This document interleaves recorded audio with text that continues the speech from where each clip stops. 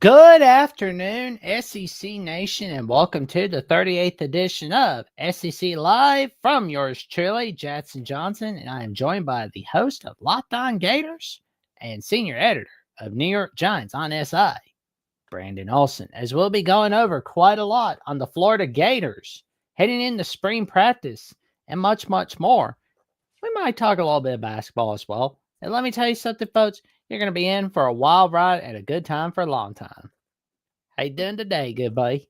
Wonderful. Wonderful. I'm glad that we got football coming back. I can't wait for it. It's crazy to go from, Billy Napier and hating watching the team sometimes and going like, all right, even if this season isn't great, I'll be able to be like, first year under a head coach. We'll see where it goes from here. So house money this year. Oh, there we go. I mean, it's only 201 days till kickoff for the Florida Gators, of course. So there we go. And we got Michigander coming in the chat, giving out a what's up, Jackson, and telling everyone to smash the like button. We appreciate Michigander for coming in the chat, telling everybody to tune in, smash the like button, and always like, comment, subscribe, click on the notification bell to SEC at the Voice of College Football, so you never miss no video whatsoever. It's usually on Mondays at 7:30 p.m. Central Time, but we had a time change for this Monday, but you'll definitely be seeing us on Wednesday, or could be a different day this week, but we are on Mondays at 7:30 p.m. Central Time and Wednesdays at 7 p.m. Central Time, where I'm joined by Andrew Miller at Mississippi State at the Voice of College Football and Tucker Harlan on College Football HQ on SI, Vols Wire in Tennessee at the Voice of College Football. Alrighty, so we might as well get the elephant out of the room, so to speak. Just kind of like figure out the QB battle. And, DJ Lagway left the building for the Baylor Bears, right? And, I'm just wondering, who could be that next quarterback for the Florida Gators exactly? Yeah, I mean, look, you got Aaron Philo coming in from Georgia Tech. You've got Tramel Jones staying in Gainesville. And from what I was told, and I've said this before, like, I think if this was a Aaron Philo guarantee, I don't think Tramel Jones would have stayed in Gainesville. I believe that, it was, hey, if I got a shot, then I'll stay. But if I don't have a shot, then I'm gone. And so Tramel's here. And so I'm not saying he's going to win the battle, but I do think that it's going to be an actual quarterback competition.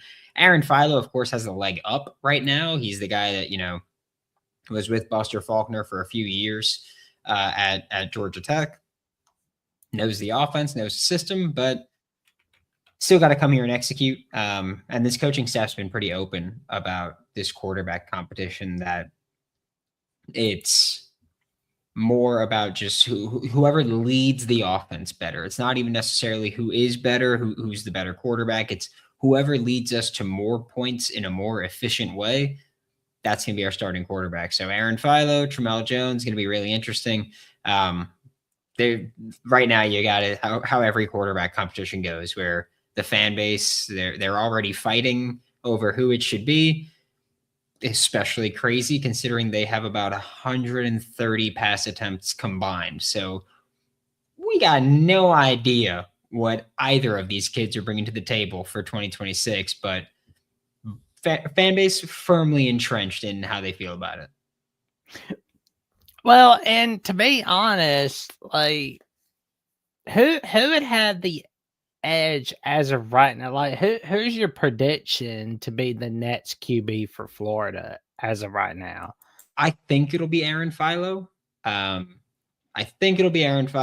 I'm in like the 55-45 camp. I'm not thinking that it's like a heavy favorite. I think you're going to go out there and compete and see what happens. I think Tramel Jones brings a different level of, we'll say physical tools to the table. I think he's got a stronger arm. I think he's a bit more athletic as a runner. So we'll see what Tramel Jones brings to the table there with that offense, and how he fits in there compared to Aaron Philo, who again has comfort, isn't unathletic, but isn't incredibly athletic. And so I think it'll be just really interesting because Tramel Jones might bring more to the table physically, but Aaron Philo has been in the offense for a few years, has been in college for a couple of years, has played more Power 4 football games. you kind of have that little trade off that you're going to work through. And it's just going to be really interesting to watch how that battle works out. But right now, I think you're leaning towards Aaron Philo. Well, and it sounds like Philo could be one of he could do a pretty good job at Florida, but it's like it's gonna be tough in 2026. But look, there's a lot of time between now, President's Day, 2 days after Valentine's Day, and April 11th. I mean, I'm not saying we'll know who the starter is by the time we get to the spring game, but I'm feeling like we'll know who the starter is by the time we get to week 1, fall camp, and all of that, to be honest. Yeah, I think the spring game should matter when figuring this out, because I do think that Yeah. eventually you'll probably see the spring game be one team Aaron Philo, one team Tramel Jones, or maybe they're on both teams and you get to see them with the starters and with the backups and kind of say, hey, well, Philo scored more with the starters, but less with the backups. Tramel scored slightly less with the starters, but more with the backups. And you could say that that's that testament to what Tramel does, because he's scoring despite having worse supporting cast around him. So I think that there's a lot of ways this can go. I think the spring game is going to be a really fun evaluation for all of this, with just how many new guys you got coming in. So I think that that's going to be a really fun mix to it. And then I think that, yeah, when you see, I'm going to say through the first 10 days of fall camp, you will have your answer for who the starting quarterback is. And honestly, I don't want it to go much further than that, because I feel like if you're getting that close to the season and you don't know who QB1 is, that's not a great spot to actually game plan and prep. You do have the advantage of Campbell and Florida Atlantic being your first 2 games. So for the first time in a long time, Florida actually has 2 tune-ups to actually go into it. But yeah, you still don't want to be in that situation and have to deal with that if you're a coaching staff. No, you don't. I mean, you don't want to be in that kind of a position. But like whoever the new QB will be, that they'll have a pretty good first test on September 19th against Auburn. I mean, that will be fun. Although I wish that was an annual game, but I mean, oh well, it is what it is. Yeah, that's going to be a fun one, because there's also just so many parallels between them, right? I mean, Alex Golesh, of course, was at USF last year, and he beat Florida in the swamp in 2025. And then you've got, of course, this coaching cycle. A lot of people thought that John Summerall would wind up at Auburn, and then he ended up at Florida, and Alex Golesh went to Auburn. And there were Florida fans that wanted Alex Golesh when we found out that it wasn't going to be Lane, or before Lane became a legitimate possibility. A lot of Florida fans were saying, hey, if you're going the G5 route, go Alex Golesh, right? Personally, I'm a fan of both of theirs. My thought was, if you're going the G5 route and you want a more balanced guy or a defensive guy, go Summerall. If you want an offensive guy, go Alex Golesh. I think they're both great coaches. Both of them, it's going to be their first SEC game. Lot of opportunities for it to get just weird in that one. Yeah, there's no doubt. I mean, like it's gonna be interesting to see what happens on who, for whoever will be that new starter for the Florida Gators. Like, it's not a matter of if, but when. Like that is like the definite question. And like you said with Philo, like you're 50 to 45% sure whether he could be the starter or not. But it could be Jones. It could be him. It could be him. Who knows? Yeah, I'd also be really interested to know how short the leash is going to be for whoever wins that battle. You get into a QB battle, QB competition, whatever you want to call it. You have your winner. Say how long of a struggle do you give him before you go, all right, let's go with the other guy, especially if it is a close competition. If someone runs away with it, then maybe not. But if this is a thing where you're like, hey, we have this deadline where we're going to decide who our QB1 is, you come up to that deadline and you just have to make a decision for it. I'm curious, is a 3-pick game bad enough to make a change? Like, I'd be really interested to know how that's going to go. And also, does QB2 get any kind of playing time? Like, do you rotate that at all? We saw Buster Faulkner do that a bit with Haynes King and Aaron Philo. Do you see that happen again if you feel like you got 2 really quality quarterbacks? lot of ways for them to go. I am ready for the endless discourse around who's going to be QB1 for the Florida Gators. I feel like QB2 is going to be playing a lot in the second half against Campbell, like regardless of who it is.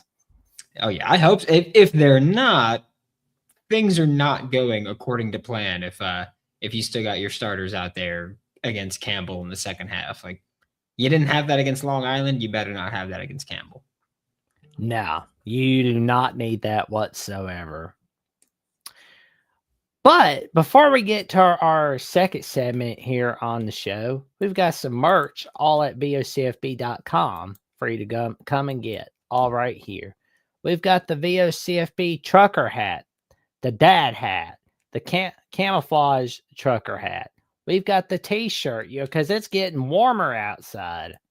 We've got the polo shirts. Those are looking good for spring break, especially if you want to get wasted away again in Margaritaville. And you got the sweatshirt for nighttime or daytime for anytime you want to use it. And you got the game day mug. We've got it all right here. And the can cooler and the tumbler cup. We've got it all right here. And in honor of our guest, Brandon Olsen, and of course, our Florida host at Florida at the Voice College Football, shout out to Tyler Natuno and Matt Bernstein, who made his debut last Wednesday night. We got the Florida merch as well for the Florida channel, the trucker hat, the dad hat, the t-shirt, all of it.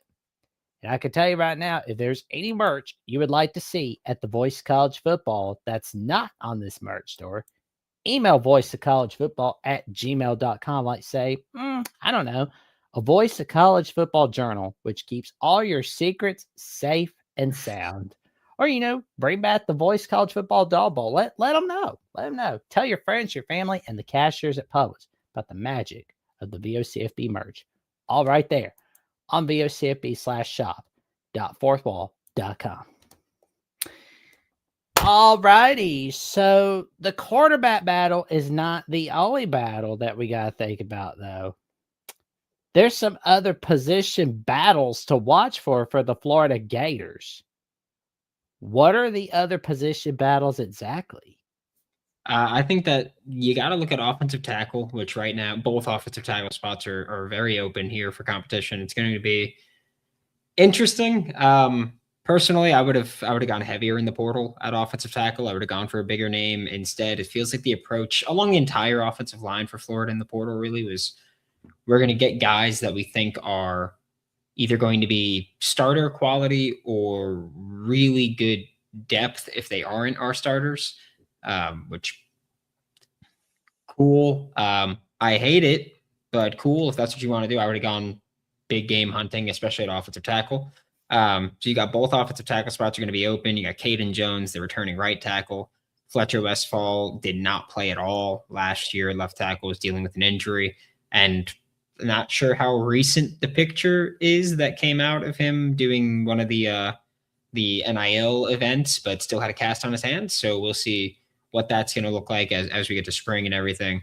You brought in Emeka Ugorji from Stanford, true freshman last year, who got pummeled. Like there's no other way to put it. He had a horrible freshman season production wise, but I have a firm I don't want true freshmen playing on the offensive line ever stance. Ooh. So you're a low-ranked 3-star true freshman that started in the ACC. I expect you to get pummeled. I don't care what the numbers say. The film looks fine. He's still got the physical tools to be good. It's just a matter of actually getting out there and doing it and developing him. You got Egan Boyer coming over from Penn State as well, who I think a lot of people are slotting him in to be the starting left tackle for Florida. I don't know why, frankly. You add up all of his snaps played throughout his career, it's basically 2 games. And so I can say like I wasn't impressed in those games. I can also say that Phil Troutwine, Florida's now offensive line coach, was his offensive line coach for 2 years at Penn State. So I'm going to take Troutwine's opinion through 2 years over mine through a cumulative 2 games. So I think offensive tackle is a big one. You got at the F, that field end spot.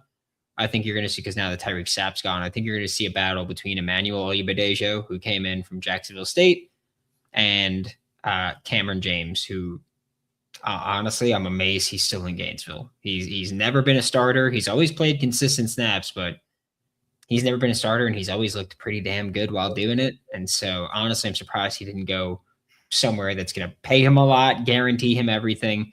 Um, but I'm glad to have him back, and I think whoever wins that battle, like the loser's still going to practice and still going to play a lot of snaps to that F spot for Florida. So I think those are the two biggest ones that I'm looking at and thinking that's going to be, I guess three since both offensive tackle spots. But that's what I'm looking at. I'm like that. Those are going to be big determining factors because football is won and lost in the trenches. That's the one thing that stays the same in football. Like everything changes every few years. It's like, oh yeah, by the way, we're going back to the option game, and then a few years, it's hey, we're going back to the power run game. But the thing that stays the same is always football is won and lost in the trenches. And if that doesn't tell you how important it is, I don't know what will. Yeah, because I mean, I could totally relate as a Bama man. Like the trenches were not doing so well for the Crimson Tide last season, and oh man, like it's just like good grief. And luckily, Alabama got like 6 offensive linemen from the portal, so that's a win there. Now, of course, we're talking about the Florida Gators, so it's that is important for a turnaround season in order to really have a good winning season, get back to bowl games, and make sure that you can dominate Florida State because it seems like a cinch right now. I Yeah, that one mean, is. yeah, I I think mean, you and I might be able to trot out there against them at some point. I'm not gonna lie to you. Yeah, they're not looking too hot over there in Tallahassee. no, it's like 2023 broke them, I swear. Good. I hope the worst for them. I'm gonna be honest with you. I know how bad it's been. I hope it gets worse. I do. I really do. Oh man, like oof, man. But I will say though, it's like now that like Miami's kind of running the state of Florida right now, you know, a really good offensive line is key to helping the Florida Gators go back to running the state of Florida and having that top notch era that you did with the Spurrier era, during his playing era and his coaching era, and the Urban Meyer era. Yeah, I mean, that's it can't be overstated how important the offensive line is right now. For we've watched them be bad on the offensive line, right? They've had good players, but as a unit, they've not been good. You got Jake Slaughter, All American, great job, but he's gone now. Austin Barber, gonna be an NFL draft pick. He's gone now. Damian George, I would be stunned if he's an NFL draft pick, but I do think he'll get a camp workout or a camp invite, and we'll see him there. It's gonna be a lot of turnover on the offensive line, but also and basically no big names on the line either for Florida. But personally, like we've talked about before, like I'm a Giants fan. I saw my team win Super Bowls with not elite offensive line men, but elite offensive line play. And I think that that's the way football is won and lost. I don't think you need elite offensive line men. I think you need a 5-man unit that could step out there and execute. And so I think for Florida, like we might not know a lot of the names that have come in and a lot of the names that are stepping up from the depth spots, but as long as you get them playing cohesive football, you got a shot against anybody. And in the SEC, you got to be able to hang and bang on the trenches. Oh yeah, there's no doubt. And Michigander in the chat believes that it's going to take Florida 3 years to get back to winning football, but I hope it's not the case for Florida's sake. It better not be. I'll tell you that much. I'll tell you that much. It better not be. I think this year you're still going to. It also depends on what you mean by winning football, right? Like I think Florida's going to have minimum a winning record this year. John Summerall's won everywhere he's gone, despite whatever turnover that he's seen. I think he's done a great job building a coaching staff out there. He really prioritized getting good coaches on the trenches and getting good coordinators, and so I look forward to that. But I think that right now, I think this team will win probably 8 games this year. I will also say I am not as high on a lot of the teams on the schedule as quite a few other people are, including Auburn in week 3. Like, I think Florida needs to win that game because I don't know, man. I just watched Alex Golesh. Like, I think he's a good coach, but I just watched him take 15, 16 players from USF. It's like they shouldn't be able to come in right away and work in the SEC. Like that shouldn't be able to happen. I have no idea what Auburn's doing on the offensive line. Like Florida should be able to win that game, or not even should be able to. Florida should win that game, and so I think that Auburn's a game you should win. I think that the schedule has some tough teams. There's a lot of teams that you talk about and you go, all right, well, not sure what they're going to be. We got no idea what Ole Miss is going to be this year. Ooh. Pete Golding, great college football playoff run. But you know what Pete Golding's never done as a head coach? Gone through an offseason, got a team ready for the season, and then won games in the regular season. Like he did a good job in the college football playoff, but nah. Also, Michigander said, I have Florida 3-9, 4-8 this year. I'll take your money anytime you want that one. I'll throw that one in there. I'll take your money on that one. I think that's a little too low on the Gators, but we'll wait and see what happens. But I mean, it's just like I think Summerall could do a pretty good job at Florida. I mean, I'm not saying he's gonna get 3 natties or anything. Not saying that at all. I mean, I'm not even saying there's gonna be like 3, 4. I mean, I don't know. Like, but I feel like he's gonna do great things at Florida. I think he could do some magical things at Florida. And why don't we go ahead and take a look at the schedule, shall we? Let's do it. And, just kind of looking at it, of course, the spring game is the week after Easter, where the Easter Beagle and the Easter Bunny are out bringing treats for everybody. But then we've got the first 2 weeks being Patsy games, but Florida Auburn's the real test on where 2026 could be for both these teams. And you said yourself, we don't know what to make of this Ole Miss team just yet, although they did get Trinidad Chambers back due to a number of court cases. I mean, that's just... honestly, I'm just over the eligibility thing. The Bediako, the Aguilar, the Chambliss. I'm just over the eligibility thing. Set a rule and just call it a day. Yeah, just be like, hey, if you want to call a medical redshirt year, you got to have it filed and set up by the time your next season starts after that. Like just make it that, call it a day, so we don't have guys going, well, 4 years ago, I took a medical, and it's, oh, come on, just get me out of this. Well, it's like I told a lot of people here a few weeks back, this all started unintentionally with Casey Keenum getting hurt, which I said week 2, but I meant to say week 3. So my apologies on that mistake, everyone. I was off by a week.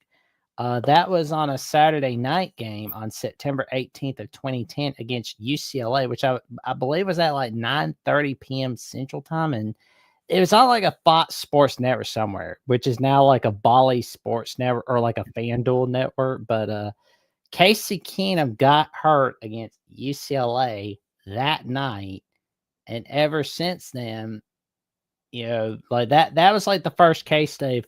Okay. Case Keenum didn't get like, a full season or even half a season or even a quarter of a season.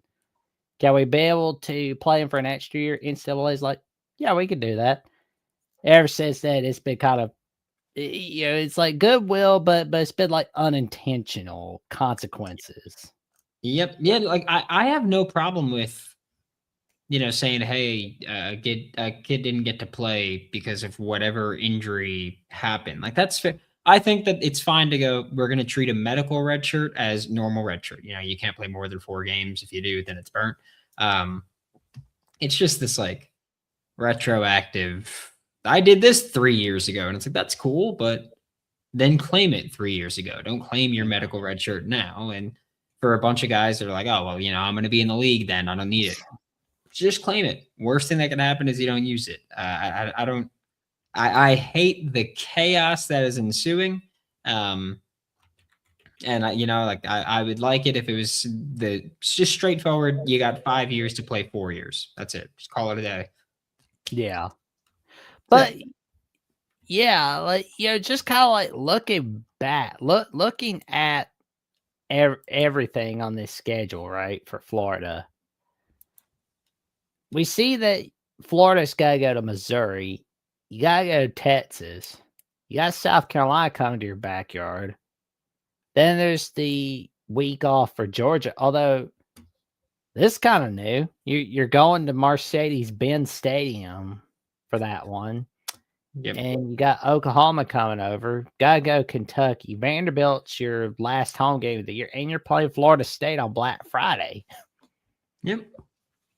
It's gonna be got to play Florida State on Black Friday because the ACC needs to play Friday games. That's it. No one else will watch them if they don't do that. So the ACC gets to make the decision, and the ACC chose a Friday game for that one. Like the back half of the schedule, the back stretch of the schedule, it's tough. Right, Georgia basically an away game, not even a neutral site, basically an away game.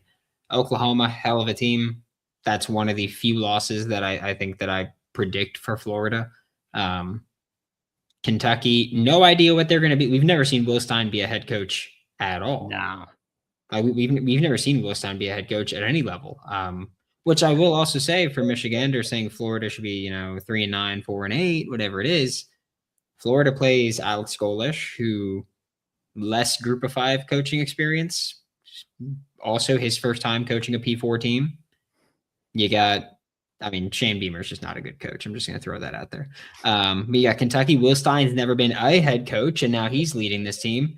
I think that with me, it's just there's a lot of questions with most of the teams on the schedule. Like Missouri, last time that Eli Drinkwitz didn't have Kirby Moore calling his offense, he was on the hot seat. Right. And then he hired Kirby Moore, and Kirby Moore took over the offense, and now Kirby Moore's gone. So that's going to be South Carolina. Like I said, I don't think Shane Beamer is a good coach. You can't lose to Billy Napier twice and convince me that you're a good football coach.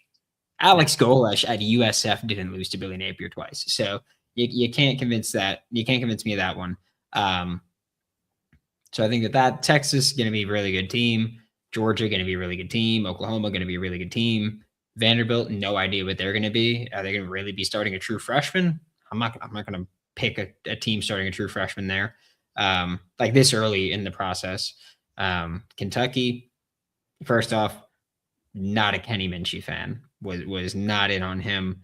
I think it's very telling that you're at Notre Dame for 3 years, and every year they brought in a new guy from the portal, or you lost the quarterback battle. And I think that's really telling about what he is as a quarterback. We've never seen Will Stein again as a head coach. There's a lot of questions, and I don't know. I feel like John Sumrall has more Group of 5 experience than the other G5 coaches stepping up. And I'm just being comfortable with a guy that I think is just a really good football coach. That's it. When Billy Napier got fired and John Sumrall got hired, I remember going on my show and everybody was mad that it wasn't Lane Kiffin. And I remember saying, look, I don't know if John Sumrall is going to work out here. Right. I really don't. But Florida has a good football coach now. And that's what I know. And that's all I need to know. Like, I know there's all these questions. I know I have a good football coach. Whatever happens, happens. But I'm going to put a bit of faith in he's a good football coach. I'm going to let it rock. Also hired Buster Faulkner to be your OC. I think he's one of the best OCs in the country. So I'm good with it. Well, and I don't see any drama behind the scenes on John Sumrall. So it's like, you're good to go there. So it's like, anybody upset that Lane Kiff is not going to Florida, it's like, do you really want drama behind the scenes constantly? Do you want a coach who's living and dying on social media, living and breathing on social media? Like, no. Like, Nope. You don't want somebody who eats, sleeps, and breathes that stuff. That's like the definition of a teenager. Like, you expect a teenager to act like that, not a grown man who's middle age. Which is also wild. Like, I feel like people are still like, oh, Lane's young, and it's like, Lane ain't young. like Lane isn't young anymore. He's a grown man there. And look, I'll be honest. Like, if Lane were here, I would have the same take I had before when he was a candidate. Was I hate the stuff that he does, but like the dude wins football games, He and so does. I'm fine with it. Like that's as long as you're not doing, legitimately awful things to people. I'm not gonna sell my soul for it. But if you're just, No. annoying and on social media, win football games and I don't care. But the moment you lose, just like what's gonna happen at LSU, the moment you lose, they're coming for your head. It's as simple Ah. as that. Oh yeah, because I mean, he's gonna learn what it's like to be like Brian Kelly, or better yet, what it was like in his days at USC. Yep. Yep. It's gonna be brutal if Lane, and look, I will also say this: our Locked On Ole Miss host Stephen Willis has said this before, and I co-sign it. I will say it too. I think that Ole Miss made it further with Pete Golding than they would have with Lane Kiffin. Not to knock on Lane, but I think there were certain times in the playoff where Lane would have gone for it on fourth down, and Pete Golding chose to take the points, because that's Lane's Achilles heel, right? He goes for it just because he wants to. He wants to put up 100 points. He doesn't care about the analytics. He just wants to go for it. And so he's going to go for it, and that's fine. But like sometimes that's going to lose you games. And I think in the cultural playoff, that loses you games. Yeah, and it's like Pete Golden had Ole Miss making sure that Sean McDonough was throwing out his puberty voice for the Rebels. Lane Kiffin didn't. Yeah, no, I mean, I like Pete Golding. I do as a coach. I like him. I like that whole tree. The Ron Roberts, Pete Golding, Dave Aranda. Like I like that tree. I'm excited to see what he can do. I am, but I have real questions about you. You've never had to head coach and lead a program through all the chaos that happened after Lane left, and then the off season, and then like the preseason. You've never had to do that. There are a lot of question marks for me there. I hope it works out because again, like I like Pete, but it's a lot of question marks surrounding that one. Yeah, and Michigan Anders got a bold prediction right there, where he says that he doesn't think Lane will ever win a natty. I mean, honestly, I couldn't disagree with that, honestly, because I mean, Yeah, I don't I don't disagree with it. I mean, it's like, it's like I can't even believe that some Alabama fans even want Kiffin. Where it's like I saw like some guy on TikTok, after the HC Tall game, where he was just like, where he said he was just venting, right? Where he was just saying, "Is it too late to call Kiffin?" It's like you lost the SC Tall game. You didn't lose to Purdue. Yeah, like I get that Alabama's not in the Saban run anymore, but good God, it's the second year. Now, if it was the third straight year where you're getting blasted in the SEC title game, okay. But in your second year, don't throw the baby out with the bathwater. See how the playoffs pan out. yeah. I think that's the thing too, because Kurt Signetti won a national championship in year two, and now people think that's the bar. And it's just like that. That can't be the bar. Year No. two cannot be the year two could be the bar to be like, all right, like if John Summerall wins 6 games this year, and then next year wins 6 games again, like there's going to be people calling for his job, and I don't think you're necessarily wrong if you're showing no improvement year over year, or Yeah. if you're not making a run year over year, but like if you got the guys in a fighting chance, I think year two's way too early to pull the parachute. Like you got a fighting chance. You can't just go, oh, we came close, but not close enough in year two. That's crazy to me. But I get it if things just aren't going well at all. That's just simply not the case right now, though, for a team like Alabama. Oh yeah, I mean, because it's like I think Alabama's fine. It's just like and it's like some people, which I mean, I understand being mad that you lost to Indiana and getting dominated by them, but it's like it's not like you lost to Indiana in 2007 on ESPN Classic. You lost to a former Saban guy in Cincinnati. I mean, you got a coach with a resting bitch face. I mean, and won. Like they won everything. Like exactly. that's it. Like the thing that you have to hope for is you lose out to the like the guy, the team. Like that's got to be like every team that Indiana beat along the way. You can't be like, oh, can't believe we lost. Like you lost to the national champions. Like who cares about it? Like that's the crazy stuff. And also for a bunch of the people that try to hindsight the Kurt Signetti thing of like, oh, we should have hired Kurt Signetti. There's a reason Indiana got him, right? Like he is so it was a risk to take him. There's a reason that Indiana got him. There are a bunch of people who are like, hey, we've never seen him do it large scale, all that stuff, all the questions around it. It just worked. It worked, but there's a reason.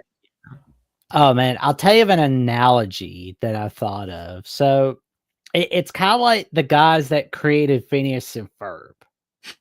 You know, whereas like they pitched it to Nickelodeon. Nickelodeon said no. Cartoon Network said no. Fox Kids said no. WB Network said no. And they pitched it to Disney Channel in 2006. And one of the guys that was the co-creator was doing episodes for Family Guy. And I'm thinking, he's thinking, please don't tell anyone that I worked at Family Guy. Please don't. But turns out one of the executives noticed they worked at Family Guy and was like, oh my God, I'm a huge fan of that show. Meet me on Monday. Then they show the pilot, and boom, it's like, oh, we're ordering the season. Oh, we're ordering another season. Then turn it into a TV movie. Then another movie. Another few seasons. Then you're bringing it back. There you go. So that's what it's kind of like. I mean, I know it's not like the perfect analogy. It's like the guys that created Phineas and Ferb that finally got their show, on television, got making millions, hundreds of millions. Indiana hiring Kurt Signetti is kind of like that.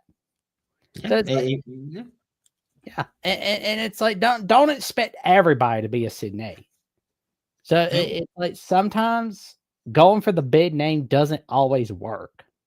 And I think LSU, in my opinion, they're going to see that it doesn't always work out, and they're not getting a natty. They may win a few playoff games, but eventually, like not after this year, not after next year or the year after next, but eventually they will get tired of Lane Kiffin's Kiffinness. Oh, yeah. I will say, I'm a hater. I have no problem saying that. Like I proudly wear the honor of being a generational hater.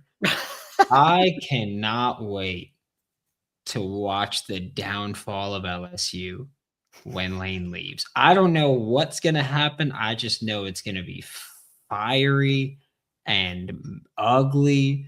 And I'm going to watch every second of it with a smile on my face and just know that things are going awful. And every time I watch LSU play, if they lose, I'm going to sit there with a smile on my face, knowing that Lane's about to go on Twitter the next day and tweet something dumb. And that in the comments and in the replies, it's just going to be LSU fans cussing him out about losing a game, going for it on fourth down when you shouldn't have gone for it, whatever it is.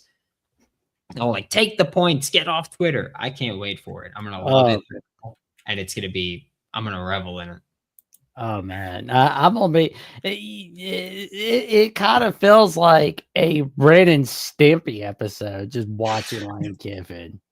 Oh yeah, it's gonna be, it's gonna be not very safe for work. It's gonna be a little wild, and I can't wait to see the absolute chaos that ensues. It's gonna be. I'm really. I don't care how long I gotta wait for it either. Go ahead, you work out there for 4 years. The longer you take, it's like wine, right? It's like wine, just gonna age. And I'm like, all right, whenever I get it, yeah, it could happen. A smooth sip, good with it. Oh man, this gonna be clipped for generations, ladies and gentlemen. Oh man, but if he succeeds LSU, cool. If he doesn't succeed LSU, that's more than all right with everyone. Cooler. That's what it is. Oh yeah, it's like because it's like anybody that's like saying, "Oh, he should be next coach at Bama." It's like, no, don't. I don't want what happened at 2017 happening again. I don't want that. That That's drama fair to they say. was causing Alabama before the national title, which I mean, it was not leaving for Florida Atlantic that was the issue. Yeah. It was the way he was going on about poaching staff members without letting Saban know. That's always what it's been with Lane, though. It's like it's never what he's doing; it's how he's doing it has always been the issue with him. Like even Ole Miss stuff. It was like it's not that he's leaving that was the crappy part. It's that he's leaving, and he's like, by the way, if you're on the Ole Miss staff and you want to be on the LSU staff, if you're not on the bus when I get on the bus, or if you're not on the plane when I get on the plane, you're not on the staff. And it's just like, dude, like let them go coach the college football playoff and then come to LSU with you. Like you can go, but let them coach and get that experience. And it's like, no, like they need to come with me right now or they're done. And it's like, all right, dude, like Man, reining it a little bit, psycho. man, yeah, he's so tough. He has to have his little bodyguards with him to go put a reporter in their place. Yeah, he's so tough. Yeah, can't turn a hoe into a housewife, right? That's what it was. That's what it was. Yep. Yeah. And it's on Black Friday, the day after Thanksgiving. Yeah, it's like, dude, like that was that didn't help the case, by the way. Like, sure, I think it's not necessarily cool for a reporter to say that, but like, especially like credentialed reporter that's supposed to be covering the game and all that, supposed to have some degree of being unbiased there. I don't think it's cool to do that as a reporter, but it is way less cool as a coach that's getting paid millions and millions to go. You just say you call me a hoe, and it's like that's not necessarily what he said, but like if you took it as him saying that you're that, then maybe, just maybe a little bit. Just want to throw that out there. Oh man, that was funniest thing ever. That was wild. I remember watching the video for the first time and I was like, what the hell just happened? First off, that reporter also, I thought that was a child. Like, I thought that reporter was young. Good for him. Because I'm pretty sure he said he's like 39 years old. So good for that dude because he does not look it. But especially thinking that was like a student reporter and you got Lane yelling at the kid. I was thinking like he's yelling at like a college junior. So good for that guy's genes, but man, yeah, I was like, what the hell is Lane doing here? Just aggressive dude, I guess, on the field and off. Oh man, like classic. It is just classic. Oh man. And finally, we've got the draft combine coming up next week for the Florida Gators. And shout out to friend of Locked On and friend of the SEC channel here at the Voice College Football Network, Chris Marler, for getting this list out. Man, he's one of the hardest working guys out there. I tell you what. Yeah, he's on Fireball. He's on Locked On South Carolina. He's on Louisiana Sportsnet, ESPN Radio. He's on all of it. He's on like everything. Yeah, he's a psycho. He's a psycho for sure. Oh man, he's amazing, man. I tell you what. And I want to get your thoughts on all these Florida guys that are in the draft combine. Like J. Michael Sturdivant. What's he gonna be like exactly? I'm interested to see what he's going to test like. We've been told that he's got speed to him. We didn't get to see a ton of it in Gainesville. I don't think that's his fault. I think that it was, a combination of an offense that wasn't letting him run vertical, an offensive line that couldn't block to let receivers get vertical, and a quarterback that couldn't throw anything accurate at all year. So I'm interested to see what he's going to be. He's got great size. I think that he'll probably do a pretty solid job. I was going to say solid job at the bench, but guys with long arms typically don't do great there. So, but I think he'll test decently. I expect him to look good in the drills, but most guys do. For him, honestly, I think interviews are going to matter a lot. Not that he has no red flags or anything, but you transfer a few times because he went from Cal to UCLA to Florida. Like you transfer a few times, and I think that teams are going to question you about that because Oh they're going man. to. I think teams are going to question if you're the type of guy who runs when things get tough. And so I think that you just got to answer that. But frankly, he could just answer it with, I left a bad offense to go to what was supposed to be a better offense, and it wasn't. And so then I left again to go what was supposed to be a good offense, and then it wasn't. That's it. And also just kind of looking at the other guys as well, especially offensive line. So we've got Austin Barber and let me see. I think Jake Slaughter. Those look like some draft steals to me. Yep. Austin Barber, Jake Slaughter. You got former Florida Gator Joshua Braun. You got former Florida Gator Jalen Farmer there. I think Austin Barber is going to be interesting. I think he's going to do really well at the drill part of this. I don't know what we're going to see from Jake Slaughter because he's got like an interesting build to him where he's kind of more finesse than power, but they're still going to want to see you move and get going in space. So I'm interested to see what the testing looks like for the both of them. But I also want to know if they're going to let Barber and Slaughter, if they're going to do drills lined up as guards at all. Because I've spoken to some people that are scouts that think Barber should move inside. I've spoken to some people that think he should stay outside. And I think Jake Slaughter, it's just good to have positional versatility on the interior if you can do that. Well, and especially, and because I was thinking about the offensive lines of some of the NFL teams, like including the Chiefs, because I mean they had a down year in 2025. They're definitely crossing their fingers that they can get an additional offensive lineman to help protect Patrick Mahomes. So it's like that would be a huge win. And who knows, maybe the Raiders could get somebody really good. Like, I mean, hey, draft steal from Florida. So it's like it could work. I mean, who knows? It's like there you go. And the Giants, your team, by the way. Who That's who who could they get from this list of offensive linemen on the SEC, or is it someone not on the SEC list for the Giants?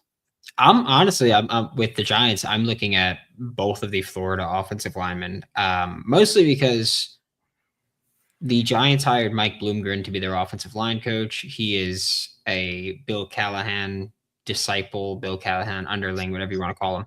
And Florida for the past 2 years had Jonathan DeCoster as an offensive line, one of the offensive line coaches. And he's also a Callahan guy. And they coach very specific ways on the offensive line. And so I'm like, all right, get guys that know how you want to coach. Get guys that have an expectation of this is what the Callahan tree wants from their offensive linemen. Like, this is what I've been doing, so I'm already comfortable with it. Just get guys that know that and can plug and play easier as opposed to having to kind of strip down everything that they've been taught by different O-line philosophies and just get guys that know the system and know the techniques that you're going to be coaching them.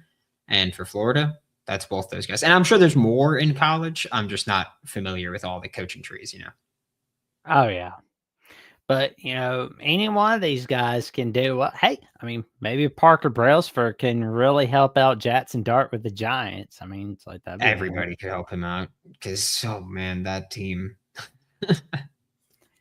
Yeah, because like honestly, it just takes one good draft for the Giants, in my opinion, for 2026, and you can really have a turnaround season. Because I mean, everything is just falling apart in Philadelphia. I mean, it's like because it's like you would think they wouldn't after a Super Bowl season, but when you're hearing rumors of the coach being on the hot seat and players being so pissed off they can't even think straight, that's telling me right then and there things are not going high in the city of love, brotherly love, Philadelphia. I mean, it's like I'm still waiting it out for that reminds me that Bill Burr rant on Philadelphia, legendary. Yeah, I'll tell you what. I'm glad that it's going poorly. Like I said, when I say generation later, I'm not kidding. I'm glad things are going poorly. I hate Nick Sirianni, so I'm glad. I also feel like he gets this weird like pass that I don't think any other coach would get because from Philly fans, because every year, every year for the past 4 years, they've complained about their offensive coordinator. And it's like a Penn State with James Franklin. It's like at a certain point you have to realize that if every offensive coordinator is doing the same thing that you hate and that isn't working, at a certain point it's not the offensive coordinator, it's the head coach. Like at a certain point you got to realize that. And I feel like that's what it is with Nick Sirianni. Like people can give Kevin Patullo all the crap that they want to give him. You were complaining about the same things year after year. I mean, you had an OC get a head coaching job, two OCs get head coaching jobs, and you were still complaining about the way that the offense was being run under I them. mean, that's the same fan base that was throwing snowballs at Santa Claus in 1968. Oh yeah, I mean they're miserable human beings. I'm not going to pretend that they're not, but it's so weird that this is the one thing where they're like, actually, never mind. That's on me. Everybody watching. The issue is I forgot they're idiots, and so that's why I was like, how are they giving him the pass? It's like because they're too stupid to realize that it's his fault. That's on me. I'll be better next time. Apologies. But yeah, one thing's for sure though, it takes one or two really good drafts for the Giants to be that next team in the NFCs. Because it's like, there again, the Eagles, who knows what's happening with them? The Commanders, waiting and see mode with them. Is 2026 a bounce back year, or was 2025 more of a reality or back to reality for the Commanders? The Cowboys, they can't go farther than the divisional playoffs, and they usually don't do so well. I mean, it's like, I don't know if Schottenheimer's that guy for them, but we'll see. But just kind of like go back to defensive line. Let's look at Caleb Banks, George Gums Jr., and Tyreek Sapp. Yeah, What would be the best fit for them? I think Caleb Banks. I think he needs to go somewhere that's just going to let him shoot gaps. Really, whatever defense is going to say, "Hey, man, you line up at the 3 tech or the 4 I maybe, and you just shoot gaps, you just attack and just make plays there." I'm also really interested to know what his medicals are going to be like. He missed most of this year, so like, are you going to be? I'm assuming you're going to be ready for the season, but are you going to be fully participating in the combine? I would assume because you did at the senior role, but medicals are going to matter there for him. George Gums is going to be a fascinating just case study as a defensive lineman because he's only been playing the defensive line for 3 years now. Before that, he was a tight end, and before that, he was a wide receiver. And so he's just a fascinating case study, someone that hasn't been doing it long. I think he should light up the draft or the combine, absolutely. And Tyreek Sapp, I'm going to say his bench is going to be pretty damn good because that dude is built out of his freaking mind. So I think that'll be pretty good. And again, another position where you got a bunch of former Florida Gators with Jack Piber and Chris McClellan just littered throughout this combine. Ooh. And we've got some defensive backs, including Devin Moore from the Gators. Ooh, what could be the best fit for him? Honest, I think he's the kind of guy that could fit anything. I really, I know that I think he's the kind of guy that could fit anything. Please let the Titans get him. He's been so good whenever he's been healthy. He's just been hurt all the time. Like that's it. But he's been so good when he's healthy. He's just never been able to play a full season. And so if medicals check out for him, like I would still think he's going to be a day 3 draft pick, probably even, 5th round pick, but talent wise, he's way better than that. But teams are going to say, you can't stay healthy for a 12-game college football season. I'm not going to trust you to stay healthy for a 17-game NFL season, plus playoffs could extend that to 20. Like, not going to see it. But in terms of just talent, he's great. He's a good athlete.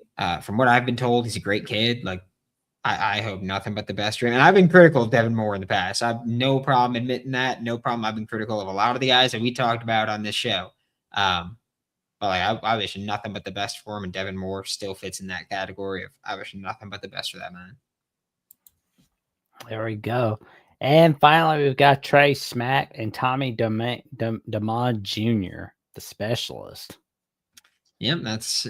I mean, hey, Florida had the first punter drafted last. I think the only punter drafted last year, in Jeremy Crawshaw. Trey Smack should be drafted. That man is an NFL kicker if I've ever seen one. I don't know why I've had to have this argument with Florida fans for 3 years about him. He's an incredibly talented kicker. And Tommy Doman, I'm curious because great hang time, one of the best in the country with hang time this year, but he doesn't get much distance on his punts, and so I'm really interested to know, especially with like the new kickoff rules in the NFL, if teams are kind of just like, hey, we get the ball, the 30 usually now, or the 30, like depending on the situation, we get one first down.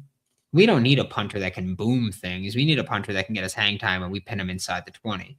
And so I think that's kind of the shift that we're seeing in special teams. I hate it, just to be clear. I can't stand it at all.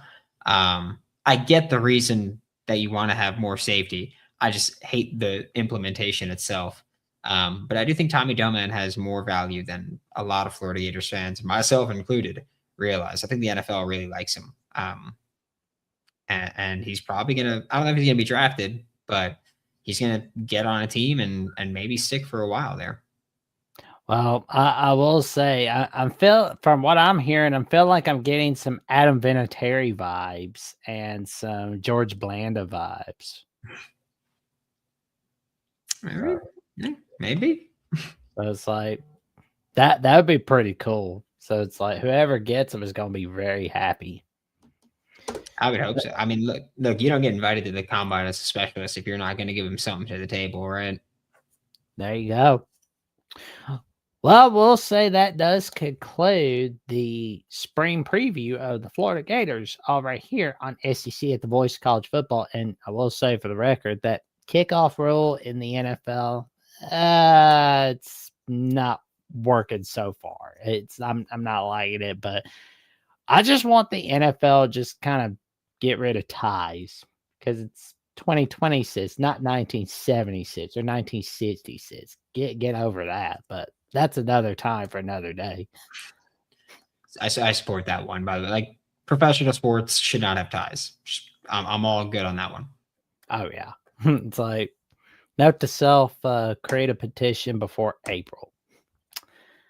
All righty. So before we get out of here, what magic have you got cooking on Locked On Gators and New York Giants on SI? Good buddy.